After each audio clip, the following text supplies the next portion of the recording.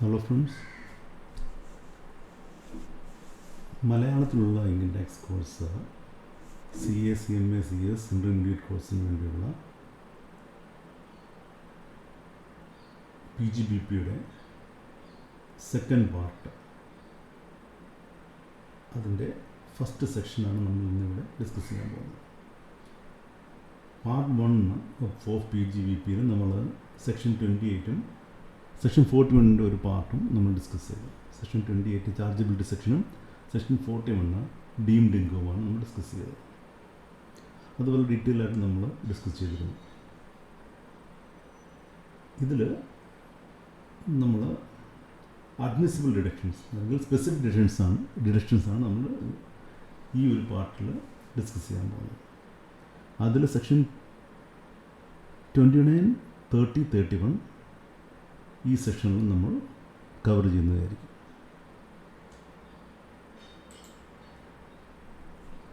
Admissible ഡിഡക്ഷൻസിൽ specifically allowed expenses ആണ് cover ചെയ്യുന്നത്. Section 29 പറയുന്നതെന്ന് വെച്ചാൽ സെക്ഷൻ 28-ൽ പറഞ്ഞിട്ടുള്ള ഇൻകംസ്, PGBP ഇൻകംസ് എങ്ങനെ കമ്പ്യൂട്ട് ചെയ്യാം, കാൽക്കുലേറ്റ് ചെയ്യാം, അത് സെക്ഷൻ 30 തൊട്ട് 43D വരെയുള്ള സെക്ഷനുകളിൽ അതിൻ്റെ കമ്പ്യൂട്ടേഷൻ പറഞ്ഞിട്ടുണ്ട്. അപ്പോൾ അത് ഡീറ്റെയിൽഡായിട്ട് ആണ് ഇവിടെ ഡിസ്കസ് ചെയ്യുന്നത്. Section 29 says the income referred to in section 28 shall be computed in accordance with the provisions contained in section 30 to 43D. Section 30 തൊട്ട് 43D വരെയുള്ള സെക്ഷൻസിൽ കൊടുത്തിട്ടുള്ള പ്രൊവിഷൻസ് അനുസരിച്ച് സെക്ഷൻ 28-ൽ പറഞ്ഞിട്ടുള്ള ഇൻകംസ് കമ്പ്യൂട്ട് ചെയ്യണം എന്നാണ് സെക്ഷൻ 29 പറയുന്നത്. സെക്ഷൻ 29-ൽ വേറെ ഒന്നും പറയുന്നില്ല, ഇതാണ് മെയിനായിട്ട് പറയുന്നത്. അപ്പോൾ ഇതിൽ സെക്ഷൻ 30 തൊട്ട് 36 വരെ സ്പെസിഫിക് അലവൻസസ് ഡിഡക്ഷൻസാണ്. സ്പെസിഫിക് ആയിട്ടുള്ള കാര്യങ്ങളാണ് ഇതിൽ പറയുന്നത്. എന്തൊക്കെ എന്ന് പറഞ്ഞാൽ ഓരോ കേസും സ്പെസിഫിക് കേസസ് പറയുന്നുണ്ട്. ഇപ്പോൾ സെക്ഷൻ 37(1) എന്ന് പറയുന്നത് റെസിഡ്യൂറി സെക്ഷനാണ്. അതായത് സെക്ഷൻ 30 തൊട്ട് 36 വരെ കവർ ചെയ്യാത്ത ഏതെങ്കിലും ഇൻകം ഉണ്ടെങ്കിൽ അത് സെക്ഷൻ 37(1)ൽ കൺസിഡർ ചെയ്യാവുന്നതാണ്. What is left and not covered under 30 to 36. ഇപ്പോൾ സെക്ഷൻ 20 നോക്കുവാണെങ്കിൽ 30 to 37 വരെ അഡ്മിസിബിൾ ഡിഡക്ഷൻസും ഇൻഅഡ്മിസിബിൾ ഡിഡക്ഷൻസ് 40-ലും സ്പെഷ്യൽ കേസസ് ഓഫ് ഡിഡക്ഷൻസ് 40A-ൽ, ഡീംഡ് ഇൻകംസ് 41-ൽ, ബാക്കിയുള്ളതെല്ലാം കൂടെ അതർ പോർഷൻസ് എന്ന് പറഞ്ഞ് നമ്മൾ ഇവിടെ കവർ ചെയ്യുന്നുണ്ട്. നമ്മൾ എക്സ്പെൻസസ് പറയും, PGBP എക്സ്പെൻസസ് പറയുമ്പോൾ അത് സ്പെസിഫിക്കലി അലൗഡ് എക്സ്പെൻസസ് ഉണ്ട് സെക്ഷൻ 30 to 37 വരെ ഉള്ളതിൽ. സ്പെസിഫിക്കലി ഡിസലൗഡ് ഉണ്ട്, അതാണ് ഇൻഅഡ്മിസിബിൾ ഡിഡക്ഷൻസ് 40. ദെൻ ഡീംഡ് എക്സ്പെൻസാണ് 41-ൽ പറയുന്നത്. സ്പെഷ്യൽ കേസസ് ഓഫ് എക്സ്പെൻസസ് ആണ് 40A-ൽ, and miscellaneous balance expenses other portions പറയുന്നുണ്ട്. നമ്മൾ P&L ഇൻകം നമ്മൾ എടുക്കേണ്ട റവന്യൂ ഇൻകം ആൻഡ് എക്സ്പെൻസസ് ആണ്. അതിൽ നമ്മൾ പല ഇൻകംസും അലൗഡ് ആയിരിക്കും. നമ്മൾ അക്കൗണ്ടിങ് പ്രൊസീജിയർ നമ്മൾ ചെയ്യുമ്പം നമ്മുടെ ബുക്ക് ഓഫ് അക്കൗണ്ടിലുള്ള പല ഇൻകംസും ഇൻകം ടാക്സിനെ സംബന്ധിച്ചിടത്തോളം അത് അലൗഡോ ഡിസലൗഡോ ആണ്. അപ്പം ഡിസലൗഡ് ആയിട്ടുള്ള എക്സ്പെൻസസ് അതിൻ്റെ ബുക്ക് പ്രോഫിറ്റിൻ്റെ കൂടെ നമ്മൾ ആഡ് ചെയ്യുമ്പോൾ നമുക്ക് PGBP ഇൻകം കിട്ടുകയുള്ളൂ. ഓക്കെ. സെക്ഷൻ 30 ഇവിടെ പ്രതിപാദിക്കുന്നത് റെൻറ്റ്, റൈറ്റ്സ് എന്ന് പറഞ്ഞാൽ ലോക്കൽ ബോഡി ടാക്സ്, മുനിസിപ്പാലിറ്റി അല്ലെങ്കിൽ കോർപ്പറേഷൻ ടാക്സ് ആണ്. പിന്നെ central government, state government tax നമ്മൾ ടാക്സ് എന്ന് പറഞ്ഞിട്ട് റെഫർ ചെയ്യുന്നു. അപ്പോൾ rent, rights, taxes, repairs and insurance of building, use for business and profession or vocation, ഇതെല്ലാം അലൗഡ് എക്സ്പെൻസസ് ആണ്. അതിൽ നമ്മൾ ബിൽഡിങ്ങിൻ്റെ കേസ്, ഇത് ഫോർ ബിൽഡിങ്ങിനാണ് നമ്മൾ പറയുന്നത്. ഈ സെക്ഷൻ 30 പറയുന്നത് ഫോർ എ ബിൽഡിങ്ങിനാണ്. ഒരു building for a building, rent, rates, tax, repairs, insurance ഇതെല്ലാം അലോവബിളാണ് എന്നാണ് പറയുന്നത്. ഫോർ എ ബിൽഡിംഗ്, ഒരു ബിൽഡിംഗ് എടുത്തു കഴിഞ്ഞാൽ അതിൻ്റെ റെൻറ്റ്, റവന്യൂ റിപ്പേഴ്സ്, നമ്മുടെ current repairs, capital repairs, okay, അതുപോലെ റൈറ്റ്സ്, ഇൻഷുറൻസ് പ്രീമിയം, ഇതെല്ലാം അലൗഡ് എക്സ്പെൻസസ് ആണ്. റെൻറ്റിൻ്റെ കേസ് എടുത്തു കഴിഞ്ഞാൽ ആ റെൻറ്റ് ടെനൻറ്റ് പേ ചെയ്യുകയോ റെൻറ്റ് പേ ചെയ്യുമ്പോഴത്തേക്ക് അത് ഒരു അലൗഡ് എക്സ്പെൻസായിട്ട് കണക്കാക്കും. ടെനൻറ്റ് റെൻറ്റ് ഓണർക്ക് പേ ചെയ്യുന്നു. റവന്യൂ റിപ്പയേഴ്സിലെ കറണ്ട് റിപ്പയേഴ്സ് അത് ഓണർക്ക് ചെയ്യാം, അല്ലെങ്കിൽ ടെനൻറ്റ് ചെയ്യാം, അല്ലെങ്കിൽ ലെസ്സി ആണെങ്കിൽ അല്ലെങ്കിൽ ഒരു മോട്ടറേജ് എടുത്തിരിക്കുന്ന ആളാണെങ്കിൽ ഇവർക്കെല്ലാം ഇത് ചെയ്യാവുന്നതാണ്. അപ്പോൾ അത് ചെയ്യുന്ന ആൾ അനുസരിച്ച് അത് അലൗബിൾ ആവും. ക്യാപിറ്റൽ റിപ്പയേഴ്സ് അലൗബിൾ അല്ല ഈ കേസിൽ. പക്ഷേ ക്യാപിറ്റൽ റിപ്പയേഴ്സ് ചെയ്യുവാണെങ്കിൽ അതിന് ഡിപ്രിസിയേഷൻ അലൗഡാണ്. അതൊരു ഡീംഡ് ബിൽഡിംഗ് ആണ്. ഡീംഡ് ബിൽഡിംഗ് എന്ന് പറഞ്ഞാൽ നമ്മൾ ലോങ് ടൈം ലീസിന് എടുത്തിട്ടുള്ള ബിൽഡിങ്സ്. ഇപ്പോൾ 30 years ബിൽഡിംഗ് എടുത്തു കഴിഞ്ഞാൽ അതിനകത്ത് ക്യാപിറ്റൽ റിപ്പയേഴ്സ് ചെയ്ത് കൊടുത്ത് പറയാൻ പറ്റില്ല. ചിലപ്പോൾ ഇപ്പോൾ 30 years ഒരു ലോങ് ലീസിൽ ഒരു ബിൽഡിംഗ് എടുത്തു കഴിഞ്ഞാൽ അത് ചിലപ്പം 1-2 മുറി നമ്മൾ ആഡ് ചെയ്യുകയോ അല്ലെങ്കിൽ എന്തെങ്കിലും ചേഞ്ചസ് കൊടുത്ത് ചെയ്യേണ്ടി വരും. അത് ക്യാപിറ്റൽ എക്സ്പെൻസാണ്. അത് ടെനൻറ്റ് വേണമെങ്കിലും ചെയ്യാം. ടെനൻറ്റ് ചെയ്ത് കഴിഞ്ഞാലും ഓണർ ചെയ്ത് കഴിഞ്ഞാലും അത് ഡിപ്പോസിഷൻ മാത്രമേ കിട്ടുകയുള്ളൂ. ടെനൻറ്റ് ചെയ്ത് കഴിഞ്ഞാൽ അത് മുടക്കുന്ന എമൗണ്ട് ഡിപ്പോസിഷനായിട്ട് ക്ലെയിം ചെയ്യാം.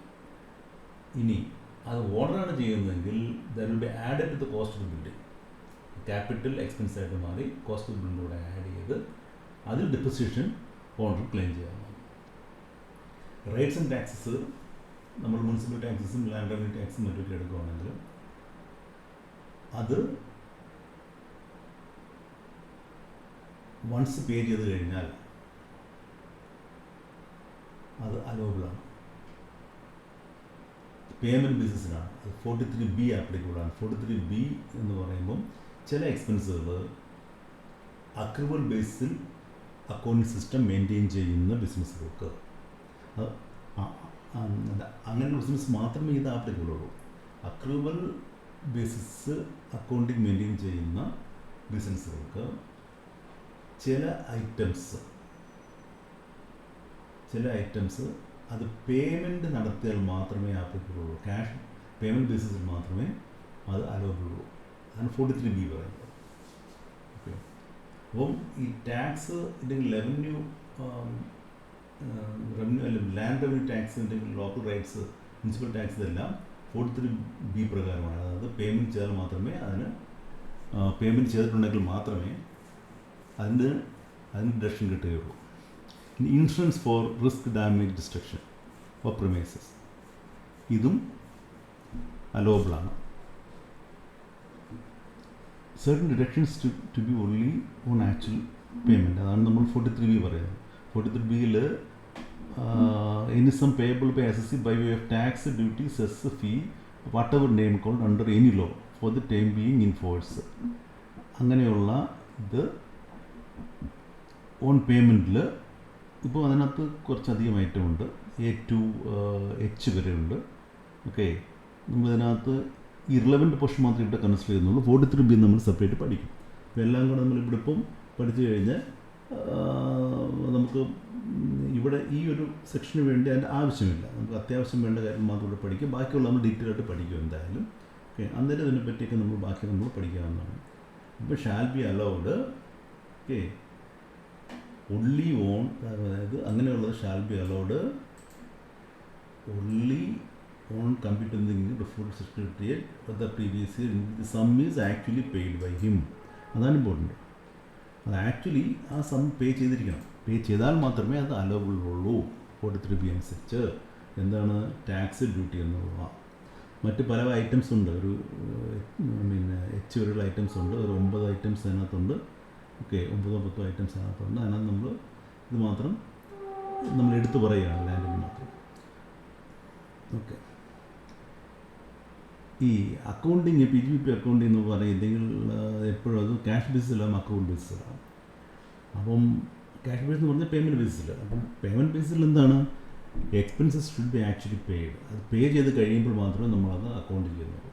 ഓക്കെ, അതുപോലെ അക്കൗണ്ട് ബേസിലാണെങ്കിൽ എക്സ്പെൻസ് ഇൻകർ ചെയ്ത് കഴിഞ്ഞാൽ വെദർ പെയ്ഡ് ഓർ നോട്ട് അത് അക്കൗണ്ട് ചെയ്യും.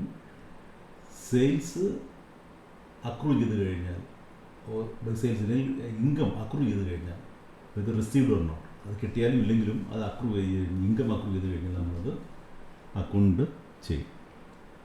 43B is applicable for accrual basis of accounting only.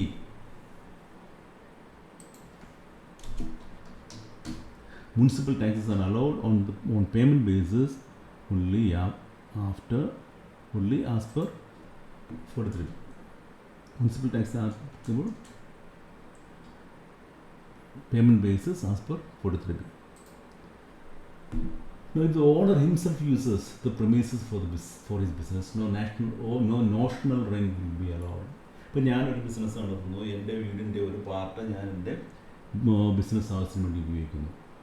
ഞാനാണ് ഓണർ, ഞാൻ ബിസിനസ് നടത്തുന്നു, പ്രൊപ്പറേറ്റർഷിപ്പാണ് നടത്തുകയാണെങ്കിൽ അതിന് എനിക്ക് എൻ്റെ ബിസിനസ് നടത്താൻ വേണ്ടി ഇത്ര രൂപ റെൻ്റായിട്ട് കണക്കാക്കി ഡിഡക്ഷൻ ക്ലെയിം ചെയ്യാൻ പറ്റില്ല. നോഷണൽ ബേസിസിൽ പറ്റില്ല. ആക്ച്വലി എനിക്ക് കിട്ടണം, ഞാൻ തന്നെ എനിക്ക് പേയ്മെൻറ്റ് ചെയ്യാൻ പറ്റില്ല. ഓക്കെ, ഞാൻ തന്നെ എനിക്ക് പേയ്മെൻറ്റ് ചെയ്തിട്ട് എൻ്റെ റെൻ്റാണെന്ന് പറയാൻ പറ്റില്ല. അതുകൊണ്ട് owner himself uses premises for business, no notional rent will be allowed. പക്ഷേ ഒരു ഫേമാണ്, പാർട്ട്ണർഷിപ്പ് ഫേമാണ്, ഒരു കമ്പനിയാണ്, അങ്ങനെ ഉണ്ടെങ്കിൽ reasonable rent occupied by the business, reasonable ആയിട്ടുള്ള റെൻറ്റ് നമുക്ക് ക്ലെയിം ചെയ്യാവുന്നതാണ്. If that premises or building is owned by one of the partners. ഈ 3 പാർട്ണറുണ്ട്, അതിൽ ഒരു പാർട്ണറുടെ ബിൽഡിങ്ങിൽ മറ്റ് 2 പേരും കൂടെ ചേർന്ന് 3 പേരും കൂടെ ചേർന്ന് ബിസിനസ് നടത്തുന്നുണ്ടെങ്കിൽ ആ സ്പേസിന് ഒരു റെൻറ്റ് കണക്കാക്കി, റീസണബിൾ ആയിട്ട് റെൻറ്റ് കണക്കാക്കി അത് പേ ചെയ്യാവുന്നതാണ്. പക്ഷേ അങ്ങനെ കിട്ടുന്ന ഇൻകം ആ പാർട്ണറെ സംബന്ധിച്ചിടത്തോളം അത് ഇൻകം ഫ്രം ഹൗസ് പ്രോപ്പർട്ടിയാണ്, അത് PGBP ഇൻകം അല്ല. The rent received by the owner will be income from house property. ഒരു ഫേം ഒരു ബിൽഡിങ് പാർട്ട്ണർ ഓൺ ചെയ്യുന്ന ബിൽഡിങ് എടുത്തിട്ട് ആ ബിൽഡിങ്ങിന് റെൻറ്റ് പേ ചെയ്യുകയാണെങ്കിൽ അത് ആ എക്സ്പെൻസ് ഫേമിനെ സംബന്ധിച്ചിടത്തോളം PGBP എക്സ്പെൻസാണ്. പാർട്ട്ണറെ സംബന്ധിച്ചിടത്തോളം അല്ലെങ്കിൽ ആ ഓണറെ സംബന്ധിച്ചിടത്തോളം അത് HP ഇൻകമാണ്, ഹൗസ് പ്രോപ്പർട്ടി ഇൻകമായിരിക്കും. For premises used partly for business, proportionate expense for business is allowed for rent, taxes, insurance, etc. അപ്പം നമ്മൾ ടാക്സ്, ഇൻഷുറൻസ്, റെൻറ്റ് ഇതിനെല്ലാം പ്രൊപ്പോർഷണൽ ആയിട്ട് ചാർജ് ചെയ്യാവുന്നതാണ്, എക്സ്പെൻസ് കാണിക്കാവുന്നതാണ്. അപ്പം ഒരു ബിൽഡിങ്ങിനകത്ത് ഒരു പാർട്ട് ബിസിനസ് മറ്റേ പാർട്ട് താമസിക്കുകയാണെങ്കിൽ മറ്റൊരു പർപ്പസിന് യൂസ് ചെയ്തിരിക്കട്ടെ. അങ്ങനെയാണെങ്കിൽ എത്ര പാർട്ടാണോ യൂസ് ചെയ്യുന്നത്, ഇപ്പോൾ 70%, ഫോർ എക്സാമ്പിൾ ഈ ഒരു എക്സാമ്പിൾ പറഞ്ഞിട്ടുണ്ട്, rent paid in 24-25 2,40,000, fully 70% use for business. അതിൻ്റെ 70% 2,40,000 70% ഡിഡക്റ്റ് ചെയ്യാൻ പറ്റുള്ളൂ നമുക്ക്. അത് റെൻ്റാണ്. ഇൻഷുറൻസും അതുപോലെ തന്നെയാണ്. ഇതിനകത്ത് ഇൻഷുറൻസ് പേ ചെയ്യുന്നതിൽ അതിൻ്റെ 70% യൂസ് ചെയ്യുന്നത് 70% ഇൻഷുറൻസ് നമുക്ക് ക്ലെയിം ചെയ്യാൻ പറ്റുള്ളൂ.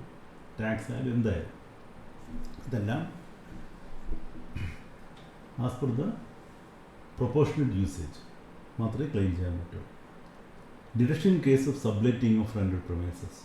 ഇപ്പം നമ്മളിപ്പം ഒരു പ്രൊമൈസ് അല്ലെങ്കിൽ ഒരു ബിൽഡിംഗ് എടുത്തിട്ട് അതിലൊരു പാർട്ട് നമ്മൾ സബ്ലെറ്റ് ചെയ്ത് വേറൊരു ബിസിനസ്, അങ്ങനെ ഉണ്ടെങ്കിൽ ആ സബ്ലെറ്റ് ചെയ്ത പോർഷനിൽ നിന്നും കിട്ടുന്ന വരുമാനം ഇല്ലെങ്കിൽ ഇൻകം അല്ലെങ്കിൽ റെൻറ്റ്, അത് നമ്മൾ പേ ചെയ്യുന്ന റെൻറ്റിൽ നിന്നും ഡിഡക്റ്റ് ചെയ്തിട്ട് ബാക്കിയുള്ള എമൗണ്ട് മാത്രമേ നമുക്ക് ക്ലെയിം ചെയ്യാൻ പറ്റുകയുള്ളൂ എക്സ്പെൻസ് ആയിട്ട്.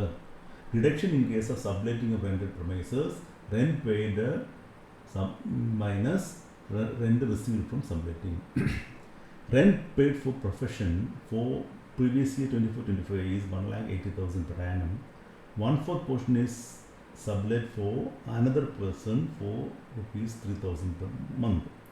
Net deduction will be 1,80,000 minus 3,000 at the rate of 12 months is equal to 1,44,000. അതിന് മാത്രമേ നമുക്ക് ക്ലെയിം ചെയ്യാൻ പറ്റുള്ളൂ. In the case of repairs and maintenance, current repairs are only allowed. For capital repairs, only depreciation is allowed. അപ്പം നമ്മൾ current റിപ്പയറിൻ്റെ കേസിൽ നമുക്ക് P&L revenue expense ആയിട്ട് കണക്കാക്കാൻ പറ്റും. അത് ടെനൻ്റ് ആയാലും ഓണർ ആയാലും. ക്യാപിറ്റൽ റിപ്പയറിൻ്റെ കേസിൽ ഈ ടെനൻ്റ് ആയാലും ഓണർ ആയാലും ഡിപ്പോസിഷൻ മാത്രമേ അലോ ചെയ്തിട്ടുള്ളൂ. അല്ലാതെ ക്യാപിറ്റൽ എക്സ്പെൻസസ് അവിടെ അലോ ചെയ്തിട്ടില്ല, അവിടെ അലോവല്ല. അത് ഓണറാണെങ്കിൽ ആ ക്യാപിറ്റൽ റിപ്പയറിൻ്റെ എക്സ്പെൻസ് കോസ്റ്റ് ഓഫ് ദ ബിൽഡിങ്ങിലൂടെ ആഡ് ചെയ്ത് ക്യാപിറ്റൽ എക്സ്പെൻസ് ആക്കിയിട്ട് അത് ഡിപ്പോസിഷൻ ക്ലെയിം ചെയ്യാവുന്നതാണ്. ഓക്കെ. ടെനൻ്റിനാണെങ്കിൽ ഡീംഡ് ബിൽഡിങ്, അതായത് ഒരു ലീസിനെടുത്തിട്ടുള്ള ബിൽഡിങ്ങിനകത്ത് കൺസ്ട്രക്ഷൻ നടത്തുകയാണെങ്കിൽ അതിനുള്ള ഡിപ്പോസിഷൻ അയാൾക്ക് ചാർജ് ചെയ്യാവുന്നതാണ്. കേസ് ലോസ് ഇപ്പം ഡിഫറെൻറ്റ് കേസ് ലോസ് ഉണ്ട്. ഇപ്പം ഇത് ഈ നമ്മൾ കേസ് ലോസ് പറയുകയാണെങ്കിൽ മനസ്സിലാക്കേണ്ട ഒരു കാര്യം എന്ന് പറഞ്ഞാൽ, കോടതി വിധികൾ ഓരോ സെക്ഷനും ഇൻ്റർപ്രറ്റ് ചെയ്യുമ്പം കോടതി വിധികൾ വന്നാൽ അത് ലോഫുള്ളി ബൈൻഡിങ് ആണ്. എപ്പോഴും വരെ അത് മാറ്റി പുതിയൊരു സെക്ഷനോ നിയമമോ കൊണ്ടുവന്ന് ആക്ട് അമെൻഡ് ചെയ്യുന്നത് വരെ. അമെൻഡ് ചെയ്ത് കഴിഞ്ഞാൽ ആ ആക്ട് ആയിരിക്കും എപ്പോഴും ഫസ്റ്റ് പ്രിഫറൻസ് കൊടുക്കുന്നത്. അമെൻഡ് ചെയ്യുന്നതിന് മുമ്പ് ഒരു സെക്ഷൻ ഉണ്ട്, അതിൻ്റെ ക്ലാരിറ്റിക്ക് വേണ്ടി, ഇല്ലെങ്കിൽ അത് ഇൻ്റർപ്രിറ്റ് ചെയ്തിട്ട് കോടതി പറയുകയാണെങ്കിൽ ഇങ്ങനെ ഇൻ്റർപ്രിറ്റ് ചെയ്യണമെന്ന് പറഞ്ഞാൽ അത് വാലിഡാണ്. അപ്പം ഒരു ഫിനാൻഷ്യൽ ഇയറിൽ, ഒരു അസസ്മെൻറ്റ് ഇയറിൽ ഒരു കോടതി വിധി വന്നു കഴിഞ്ഞാൽ ആ കോടതി വിധി കൂടി അതിനകത്ത് ഉൾപ്പെടുത്താൻ വേണ്ടി നെക്സ്റ്റ് അസസ്മെൻറ്റ് ഇയറിൽ അതിൽ മാറ്റം വരുത്തി ആ ആക്ട് ചേഞ്ച് ചെയ്തിട്ടുണ്ടെങ്കിൽ അതായിരിക്കും പിന്നെ വാലിഡ്. കോടതി വിധി പുതിയ ചേഞ്ചസ് വരുന്നവരെ വാലിഡുള്ളൂ. അതുവരെ കോടതി വിധി അത് ലോ ആയിട്ട് തന്നെ കണക്കാക്കേണ്ടി വരും, റൂളായിട്ടോ ലോ ആയിട്ടോ കണക്കാക്കേണ്ടി വരും. അതനുസരിച്ച് വേണം ചെയ്യാനായിട്ട്. അപ്പോൾ പെയിൻറ്റിങ്, അപ്പോൾ ഇത് പല കേസ് ലോസ് ഉണ്ട്. അതിൽ കോടതി വിധി അനുസരിച്ചുള്ള കാര്യമാണ് ഇവിടെ നമ്മൾ റെഫർ ചെയ്യുന്നത്. Painting the out side of A building is consider repair and hence allowed. Paint ചെയ്ത് കഴിഞ്ഞാൽ അതൊരു റിക്കറിങ് എക്സ്പെൻസാണ്. 3-4 കൊല്ലം കൂടുമ്പോൾ നമുക്ക് പെയിൻറ്റ് ചെയ്യണം. അത് റവന്യൂ എക്സ്പെൻസാണ്. അത് ക്യാപിറ്റൽ എക്സ്പെൻസായിട്ട് ക്യാപിറ്റൽ കോസ്റ്റിനോട് കൂട്ടാൻ പറ്റില്ല. ഫോർ എക്സാമ്പിൾ ഒരു 30 കൊല്ലം പോയാലും ബിൽഡിങ്, അതിൻ്റെ ചിലപ്പോൾ അതിൻ്റെ ബുക്ക് വാല്യൂ എന്ന് പറഞ്ഞാൽ 5 lakhs ആയിരിക്കും. പക്ഷേ പെയിൻറ്റ് ചെയ്യുമ്പം വലിയ ബിൽഡിംഗ് ആണ്, ചിലപ്പോൾ അത് 6 lakhs 7 lakhs ഇല്ല 5 lakhs ആയിരിക്കും. അതുകൊണ്ട് അതിൻ്റെ ബുക്ക് വാല്യൂവിന് കൂടുതൽ പെയിൻറ്റിങ്ങിൻ്റെ വാല്യൂ വന്നത് എന്നുള്ളതുകൊണ്ട് അത് റവന്യൂ എക്സ്പെൻസ് അല്ലാതാവുന്നില്ല. അത് ക്യാപിറ്റൽ എക്സ്പെൻസിനോട് കൂട്ടാനും പറ്റുകയില്ല. ഓക്കെ. പിന്നെ fluctuating items like share of profit cannot be treated as rent. ഈ ഷെയർ ഓഫ് പ്രോഫിറ്റ്, ഇപ്പം റെൻറ്റ് ഷെയർ ഓഫ് പ്രോഫിറ്റ് ആയിട്ട് കൊടുക്കുക എന്ന് പറഞ്ഞാൽ അവിടെ ഒരു ഇഷ്യൂ ഉള്ളതെന്ന് വെച്ചാൽ പ്രോഫിറ്റ് ഫിക്സ്ഡ് അല്ല, അത് ചേഞ്ച് ചെയ്യും. അതുകൊണ്ട് ഫ്ലക്ച്വേറ്റിംഗ് ഐറ്റംസ് പ്രോഫിറ്റ് നമുക്ക് ഇങ്ങനെ കൊടുക്കാൻ പറ്റുകയില്ല. അതിനൊരു കാരണം ഉണ്ട്. ഉള്ളതെന്ന് വെച്ചാൽ നമ്മൾ ഫ്ലക്ച്വേറ്റിംഗ് ഐറ്റംസ് കൊടുത്ത് കഴിഞ്ഞാൽ അങ്ങനെ നമ്മൾ കൊടുത്തു കഴിയുമ്പോഴത്തേക്ക് ചിലപ്പം പല കേസിലും ടാക്സ് കിട്ടാതെ വരാം. അല്ലെങ്കിൽ ഗവൺമെൻറ്റിനുള്ള ടാക്സ് ചിലപ്പോൾ റെൻ്റായിട്ട്, ഫോർ എക്സാമ്പിൾ അത് ശരിക്കും പ്രോഫിറ്റിൻ്റെ ഷെയർ കൊടുക്കുന്ന പാർട്ട്നേഴ്സിനാണ്. ഓക്കെ. അപ്പം ഫോർ എക്സാമ്പിൾ അപ്പം പറയുകയാണ് എൻ്റെ പ്രോഫിറ്റിൻ്റെ 50% ഞാൻ റെൻ്റായിട്ട് തരുന്നത് എന്ന് പറഞ്ഞാൽ അയാൾ ആക്ച്വലി ഒരു പാർട്ട്ണറല്ലേ, പാർട്ട്ണറിലെ പ്രോഫിറ്റിൻ്റെ ഷെയർ കൊടുക്കാൻ പറ്റുള്ളൂ. അപ്പോൾ പ്രോഫിറ്റിൻ്റെ ഷെയർ കൊടുത്തു കഴിഞ്ഞാൽ അയാൾ അതിൻ്റെ പാർട്ട്ണറാണ്. അപ്പം അത് ശരിക്കും ആ ബിസിനസ് റൺ ചെയ്യുന്നതിൻ്റെ പാർട്ട്ണർ, അതുകൊണ്ട് പ്രോഫിറ്റിൻ്റെ ഷെയർ ആയി കൊടുക്കുന്നത്. അതുകൊണ്ട് അത് ആപ്ലിക്കബിൾ അല്ല. പക്ഷേ share in revenue can be treated as rent. ഇത് പല കമ്പനികളും ഇപ്പോൾ ചെയ്യുന്നുണ്ട്. അങ്ങനെ ഒരു കാര്യം, അത് ലൊക്കേഷൻ അനുസരിച്ച് ഒരു റവന്യൂവിൻ്റെ ഒരു ഷെയർ റെൻ്റായിട്ട് കൊടുക്കുന്നുണ്ട്. അങ്ങനെയുള്ള ഒരു സിസ്റ്റം ഇപ്പോൾ വരുന്നുണ്ട്. Okay. If an assessee takes premises on lease and agrees to pay arrears of rent to previous tenant, such arrears of rent cannot be allowed as deduction whether arrears are paid under legal obligation or voluntarily. ഇപ്പോൾ എനിക്ക് business തുടങ്ങണം. തുടങ്ങുന്നതിന് ഞാൻ ഒരു location കണ്ടുപിടിച്ച് ഒരു building ഞാൻ കണ്ടു. പക്ഷേ ഞാൻ ആ ബിൽഡിങ്ങിന് ഓണറെ സമീപിച്ചപ്പം ബിൽഡിങ്ങിൻ്റെ ഓണർ പറയുകയാണ്, ഇത് ഓൾറെഡി അവിടെ ഒരു ടെനൻ്റ് ഉണ്ട്, അവർ 3 മാസം എനിക്ക് വാടക തരുന്നില്ല. ഓക്കെ. ഞാനിപ്പം ഇത് ഞാനവർ ഡെബിറ്റ് ചെയ്ത് എനിക്ക് വാടക കിട്ടത്തില്ല. അപ്പം ഞാൻ പറയുകയാണോ നോ പ്രോബ്ലം, ആ വാടക കൂടി ഞാൻ തരാം. എന്നാൽ വോളണ്ടറിലി പറയുകയാണ്, ഇല്ലെങ്കിൽ എഗ്രിമെൻറ്റ് എഴുതി ചേർക്കുകയാണെങ്കിൽ വാടക ഞങ്ങൾ ഞാൻ തരാം, അയാൾ മാറ്റുക എന്നുള്ളത്. ഈ 2 കേസിലും under legal obligation or voluntarily ഞാനിത് പേ ചെയ്താൽ ആ അരിയേഴ്സ് ഓഫ് റെൻറ്റിന് deduction കിട്ടുന്നതല്ല.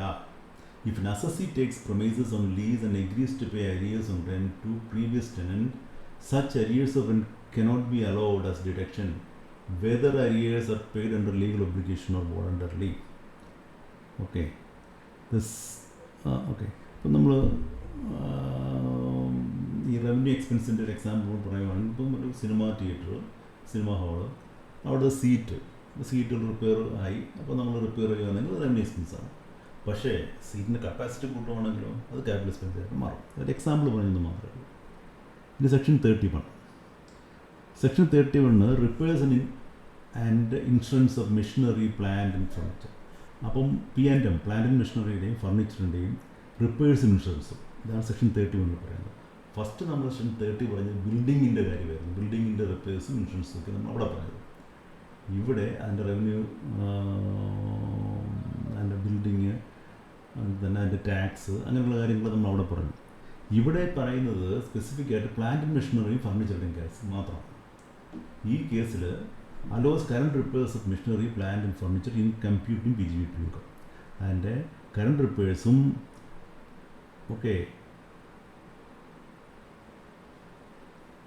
Current repairs of plant and machinery and furniture, അതും ഇൻഷുറൻസും അത് അലോഡാണെന്ന് പറയുന്നത്. കറണ്ട് റവന്യൂ റിപ്പയേഴ്സ് ആണെങ്കിൽ ഓണർ ചെയ്താലും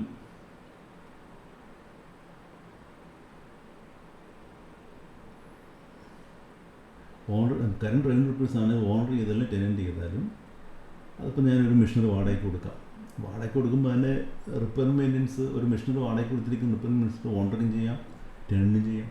അത് കൊടുക്കുകയാണെങ്കിൽ repairs include renewal or renovation but exclude replacement or reconstruction. അതിൻ്റെ റിനോവേഷൻ നടത്താം, ആ മെഷീനറിയുടെ റിന്യൂവൽ നടത്താം, പക്ഷേ റീപ്ലേസ്മെൻറ്റോ റീകൺസ്ട്രക്ഷനോ പാടില്ല, അത് അലോഡല്ല.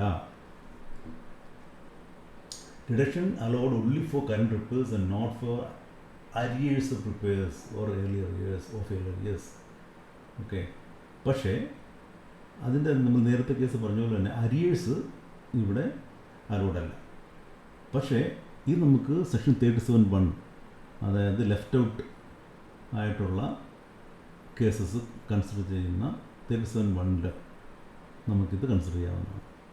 Current capital repairs are not allowed under PGBP for machinery and plant and machinery and furniture.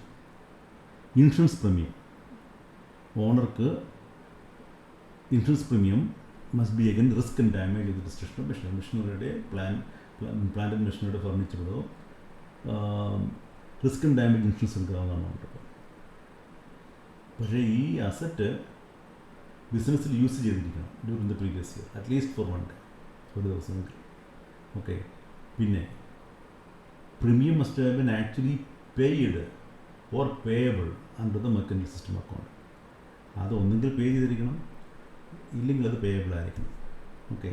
അപ്പോൾ പ്രീമിയം ഡ്യൂ ആവാം, ഓക്കെ, ഇല്ലെങ്കിൽ അത് പേ ചെയ്യണം, പേ ചെയ്യുകയോ പേയബിൾ ആവുകയോ ചെയ്യണം. എന്നാൽ മാത്രമേ ഇത് ആപ്ലിക്കബിൾ ആയിട്ടുള്ളൂ. അത് ഡ്യൂ ആയിരിക്കണം. ഡ്യൂ ആയി നിങ്ങൾ പേ ചെയ്യുകയോ ഇല്ലെങ്കിൽ അത് ഡ്യൂ ആയിരിക്കുകയോ വേണം മെക്കാനിക്കൽ സിസ്റ്റം അക്കൗണ്ടിങ് ആണെങ്കിൽ. എന്നാൽ മാത്രമേ അത് ആപ്ലിക്കബിൾ ആവുള്ളൂ. Premium can be in the form of contribution to trade association by which the members are insured against losses. To claim deduction the asset must have been used actively or passively for business purpose of the assessee at least for 1 day during the previous year. ഈ deduction claim ചെയ്യുന്നതിന് വേണ്ടി asset നമ്മൾ ഒരിക്കലും use ചെയ്തിരിക്കുന്നത് previous ഇയറിൽ. Okay. പിന്നെ insurance and repair charges of assets own by assessee but not use for business during the previous year would not be allow for deduction. ഈ insurance repair ചാർജസും ബിസിനസ്സിൽ യൂസ് ചെയ്യാത്ത അസറ്റിന് നമുക്ക് അലോ ചെയ്യാൻ പറ്റുകയില്ല. ഓക്കെ. അത് ബിസിനസ്സിൽ യൂസ് ചെയ്തിരിക്കണം. Deduction of full amount expense on repair insurance charges are allowed even when used part of the year. അപ്പോൾ അത് പാർട്ട് ഓഫ് ദ ഇയർ ഇതിൽ നമ്മൾ യൂസ് ചെയ്താലും ഫുൾ ഡിപ്രിസിയേഷൻ, ഫുൾ ഇൻഷുറൻസ് അല്ലെങ്കിൽ റിപ്പയർ മെയിൻ്റനൻസ് നമുക്ക് കിട്ടും. ഇപ്പോൾ കാര്യം എന്ന് പറഞ്ഞാൽ നമ്മൾ മെഷീൻ റെഡിയായിരിക്കും. ഫോർ എക്സാമ്പിൾ ഒരു സ്പെയർ മെഷീൻ വന്നിരിക്കട്ടെ, ആ സ്പെയർ മെഷീൻ റെഡിയാക്കി നിർത്തിയില്ലേ പറ്റും. റെഡിയാക്കി നിർത്തിയെങ്കിൽ സ്പെയർ മെഷീൻ്റെ ഇൻഷുറൻസോ ഇല്ലെങ്കിൽ ആ റിപ്പയർ മെയിൻ്റെനൻസ് ചെയ്ത് വെച്ചാലല്ലേ നമുക്ക് ആവശ്യം വരുമ്പോൾ യൂസ് ചെയ്യാൻ പറ്റുള്ളൂ. അപ്പോൾ അതുകൊണ്ടത് അത് ആക്റ്റീവ് യൂസ് ആയാലും പാസീവ് യൂസ് ആയാലും അത് ആപ്ലിക്കബിളാണ്. ഫോർ എക്സാമ്പിൾ ഒരു ഫയർ എക്സ്റ്റിങ്വിഷർ, ഫയർ എക്സ്റ്റിങ്വിഷർ ഇപ്പം തീ കത്തിയില്ല എന്നുകൊണ്ട് ഫയർ എക്സ്റ്റിങ്വിഷർ യൂസ് ചെയ്തില്ല എന്നതുകൊണ്ട് അത് നമ്മൾ റിപ്പയർ മെയിൻ്റനൻസ് നടത്തി റെഡിയാക്കി അല്ല, നമുക്ക് ഇപ്പോൾ നിർത്താതിരിക്കാൻ പറ്റുകയില്ല. അത് റെഡിയാക്കി വെച്ചിരിക്കണം, എപ്പോഴാണ് ആവശ്യം വരുന്നത് അപ്പോൾ യൂസ് ചെയ്യാൻ വേണ്ടി. ഓക്കെ, ഇനി നമുക്കൊരു എക്സാമ്പിൾ നോക്കാം. Example, imagine a business owner, Mr. Sharma, who owns a textile manufacturing company. He uses various machines for the production of textile. During the financial year, one of the machines breaks down and requires immediate repair to continue production. Mr. Sharma pays 50,000 rupees for this repairs. Additionally, he has taken an insurance policy for all the machinery and pays an annual premium of 20,000 to cover any unforeseen damages or destruction. Under Section 31 Income Tax Act, when Mr. Sharma files his income tax return, he can claim deduction for the rupees 50,000 he paid for current repairs of the machine as revenue expenditure incurred during the year. അപ്പം ആ സമയത്ത് അയാൾ current repairs മെയിൻ്റനൻസിന് വേണ്ടി ചിലവാക്കി 50,000 റുപ്പീസും അയാൾക്ക് P&L charge ചെയ്യാവുന്നതാണ്. Okay, അതുപോലെ 20,000 annual premium, insurance premium അയാൾ മെഷീനറിക്ക് risk and damage against എടുത്തും അയാൾക്ക് ചാർജ് ചെയ്യാവുന്നതാണ്. അത് അയാൾക്ക് ക്ലെയിം ചെയ്യാം.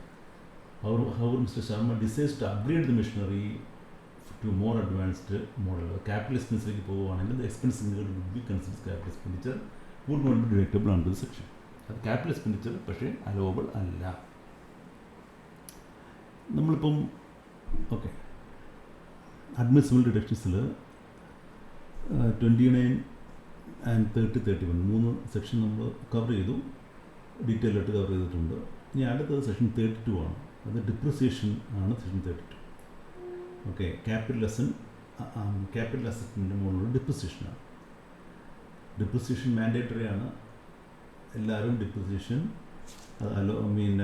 കണക്കാക്കി പറ്റുള്ളൂ. അസസിക്ക് ഡിസൈഡ് ചെയ്യാൻ പറ്റത്തില്ല, ഞാൻ ഡിപ്രിസിയേഷൻ ഞാൻ എടുക്കില്ലെന്ന് പറയാൻ പറ്റില്ല. ഓക്കെ, അപ്പോൾ അത് മാൻഡേറ്ററിലി അത് കവർ ചെയ്തേ പറ്റുകയുള്ളൂ. ഇത് വളരെ ഒരു ലെങ്തി ആയിട്ടുള്ളൊരു ചാപ്റ്ററാണ് ഡിപ്രിസിയേഷൻ എന്ന് പറയുന്നത്. അപ്പോൾ നമുക്ക് ഒരു ഡീറ്റെയിൽഡ് ആയിട്ട് പഠിക്കാനുണ്ട് ഡിപ്രിസിയേഷൻ. നമ്മൾ നെക്സ്റ്റ് സെക്ഷനിൽ പാർട്ട് 2ൻ്റെ PGBPയുടെ സെഷൻ 2 അഡ്മിസിബിൾ ഡിഡക്ഷനിൽ നമ്മൾ ഇനിയിപ്പം ഡിപ്രിസിയേഷൻ 32 ആയിരിക്കും അടുത്ത ക്ലാസ്സിൽ നമ്മൾ കവർ ചെയ്യാൻ പോകുന്നത്. അത് ചിലപ്പം അറിയാൻ ഒരു ക്ലാസ്സിൽ ചിലപ്പം നമുക്ക് അറിയാം, ഇല്ലെങ്കിൽ ഒന്ന് ക്ലാസ് വേണ്ടി വന്നിരിക്കും. അത് വളരെ ലെങ്തി ആയിട്ടുള്ള ചാപ്റ്ററാണ്. ഓക്കെ,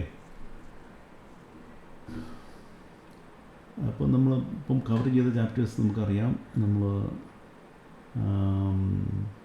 ആദ്യം ചാർജബിലിറ്റി കവർ ചെയ്തു 28, പിന്നെ പാർട്ട് ഓഫ് 41 കവർ ചെയ്തു, ഡീംഡ് ഇൻകം കവർ ചെയ്തു, പിന്നെ നമ്മൾ 29 ഏതൊക്കെ സെക്ഷൻസാണ്